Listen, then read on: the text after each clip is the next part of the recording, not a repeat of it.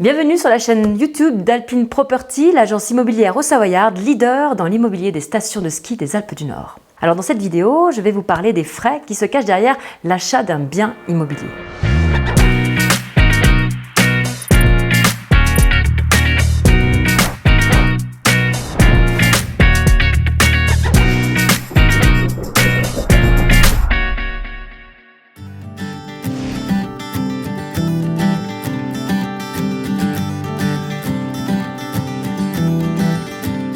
Même s'ils ne sont pas réellement cachés, il est facile de les oublier, d'autant qu'en tant qu'acquéreur, on se concentre souvent surtout sur les frais d'acquisition.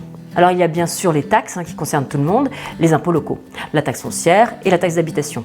Mais d'autres taxes pourraient vous concerner si vous décidez de louer le bien afin de générer un revenu. Alors dans ce cas, vous devrez payer l'impôt sur le revenu et vous acquitter des taxes de séjour.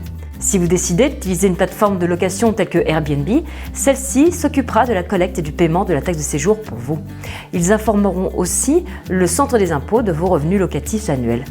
Alors ne soyez pas tentés d'omettre de déclarer certains de ces revenus.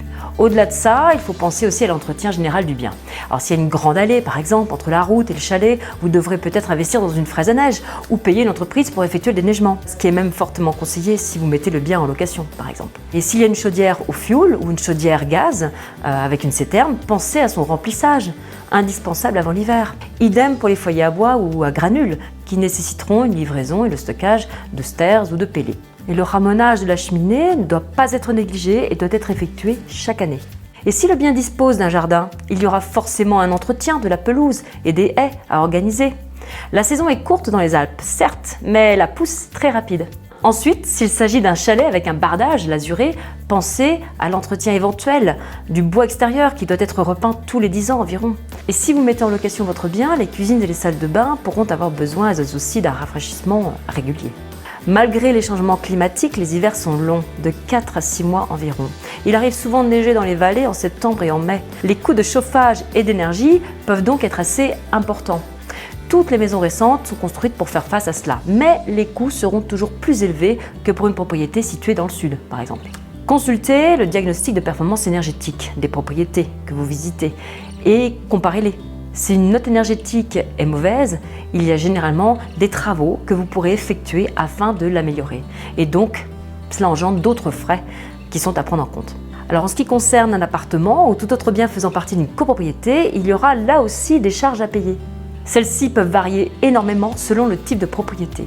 Ces charges de copropriété doivent être d'ailleurs indiquées dans l'annonce. C'est une obligation légale. Et enfin, il y a le coût général de la vie dans les villages alpins. Le coût des denrées alimentaires sera plus élevé, mais aussi celui des articles électriques, du matériel de bricolage, même des repas au restaurant par exemple.